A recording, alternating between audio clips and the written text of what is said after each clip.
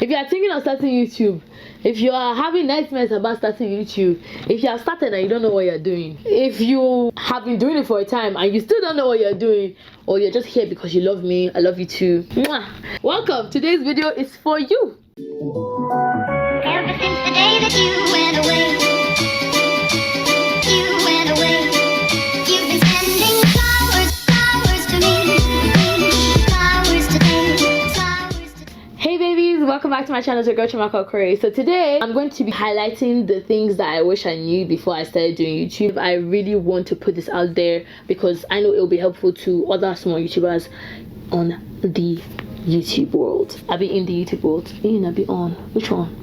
I don't know whether I'm on. Anyways, so I've been doing YouTube for quite a while actually. I believe that if I had been consistent, just 1 year consistency, I would have grown a lot. But there's never been a year that I've been consistent. Let's say that. Cool. Let's get on with the video. I still struggle with this because I didn't do it before I started. Have a why. Know why you're doing it. Know who you are making the video for, so that when you are looking at your analytics, you can be like, oh, my target audience are the people that are actually watching this. Obviously there are going to be outliers and people that you didn't really plan to make videos for that start watching you, which is great in the grand scheme of things. But at the same time, you want to know who your actual audience is, and if you're actually feeding your audience, you need to know the problem that you are kind of solving, because at the end of the day, YouTube is not for you. Yes, you're the one that gets to film, you're the one that gets to upload, you're the one that gets to reply every comment that is made and heart each and every one of those, but it's not for you. It's actually for those people that come on your page and actually watch you. Because I didn't have my why, it really messed up my mental health because I started stretching myself too much, and there was a time in my life that I literally struggled with depression. The video is somewhere up there, go and watch it. Not having a why, you need to know that it will have an impact on you in the long run, where you are just like literally everywhere trying to do everything and doing nothing at the end of the day. So you might have a why now, and over time as you grow, your why may get narrowed down or a little bit broader, and it helps you and your creativity. YouTube is so time consuming, so know what window you have, know what time you need to shoot, when you can edit, stuff like that. I know that if I'm saying I want to start editing tonight, I've played myself. The video is not going to come out on Monday and Friday.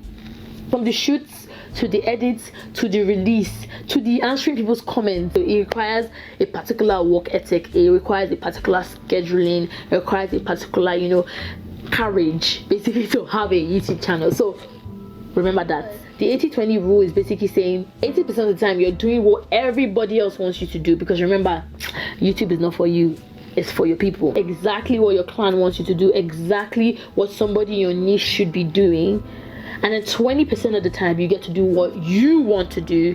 Hopefully you get to see like a trend and people kind of like that 20% of the time of you doing it, but that way you're not ODing people, like overdosing people with just stuff that you like. You are technically giving them what they want, at the same time satisfying your needs 20% of the time. Yeah, so it's like putting yourself at the back burner and giving 80% to the people, like a true politician. This is the same thing with Instagram. If you are a brand influencer on Instagram, we don't want to see you in the same outfits 500 times. No, it's not cute. Just give it a little bit of a twist, teeny tiny twist. That's what we're asking for. Next thing is consistency. If you really want the algorithm of YouTube to pick you up, you need to be consistent. Steady, give them stuff to watch, especially now that people are just home, like surfing the net looking for what next to watch. Feed the people what they actually came there to see. They're not just out here like following you because like you have a pretty face. Maybe that's why they're following you, sure, but why consistency is so important actually is not even just the fact that people get to know that you are serious with them, is that YouTube gets to know you're very serious with them. And like, let's say you do one video, it doesn't put you on their map, the YouTube radar. You do like 10 videos. Imagine you do 10 videos, one of those might get picked up. Imagine you do 100, one of them might get picked up. Do you get? Like, that way you are putting yourself at a positioning that you most likely will get picked up by the algorithm.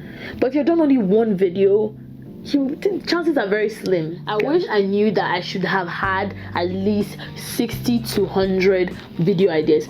Trust me, you're not gonna use, like, I swear to God, 3/4 of those. So you're gonna use only like 1/4 of the video ideas you actually put down. But just mere putting them down gets your wheels thinking. There's videos on YouTube of people that have listed out different numerous video ideas.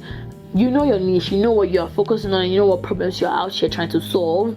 So you watch those videos, pick what videos you know you can give a spin to that will still apply to your niche. Pick what videos that would just be fun to do.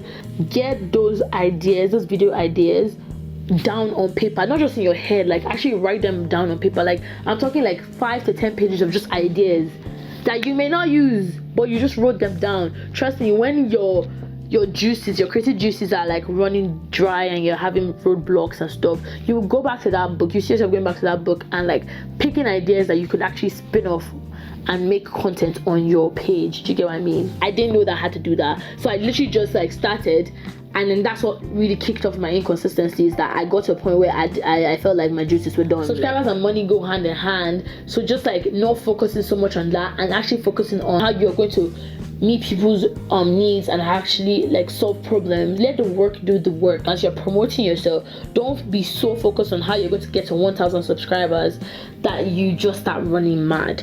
Don't focus on the numbers, focus on the content and the problems that you're trying to solve and how you're solving them. I wish I knew that it was not just about YouTube, it was more so like posting myself in every other regard, but at the same time not overloading my Instagram, you know, on my other social media platforms with YouTube. So as much as, yeah, like if you own a blog or you own a YouTube channel or you own some podcast or something, as much as it's about that to you, remember, nobody really gives 2 cents about you. It's a harsh reality. Nobody actually cares about you. They actually care about themselves. So when they start seeing themselves in your produce and in your product, then they start interacting with you. When they start saying, this is funny to me, then they start interacting with you. Yeah, that is what it is.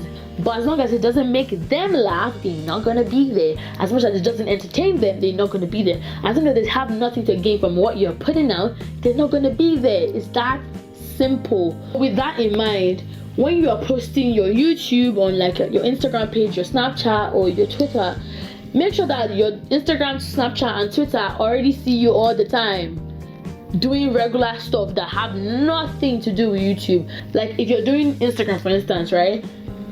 Make sure you're already giving them the tea, you're giving them the pictures, you're giving them some sort of content that literally has nothing to do with YouTube, and you're already growing there before you start bombarding them with subscribe to my YouTube channel, subscribe to my YouTube channel. Instagram followers don't automatically become your subscribers. Neither do your Twitter followers become your subscribers automatically. They will do it on their own time. When they suddenly see something that attracts them, they would come. So don't fuss about it. Don't get angry when people on your Instagram don't subscribe to you. Don't get angry when people on your Twitter don't subscribe to you. Literally, when they feel like it, they're gonna do it, because at the end of the day, it's all about them and not you. This way, you will not get kill yourself. So because you now thought, oh, I can talk, I can open a YouTube channel, doesn't mean everybody now thinks you can talk, you can open a YouTube channel. So when they feel like something that you've put out relates to them, then they will move, they will come. And they may not come, they might just watch that video and they will bounce. It's fine. Don't kill yourself. Focus on people that are on YouTube. Make content for people that are on YouTube, because at the end of the day, your target audience is on YouTube. Use your platforms to post, but don't expect that your followers on one platform will automatically translate to the followers on the other platform. So don't get upset when it doesn't tally. That's something I didn't know, and I wish for you to know. The final thing is that every detail matters on YouTube, guys. From the lighting to the audio to the editing, to the thumbnail, to the titling of the video. You need to make your own thumbnail. Learn to make customized thumbnail. See, I didn't know this when I first started. I was like, okay, there's this thing, it will generate a thumbnail for me. What's my own?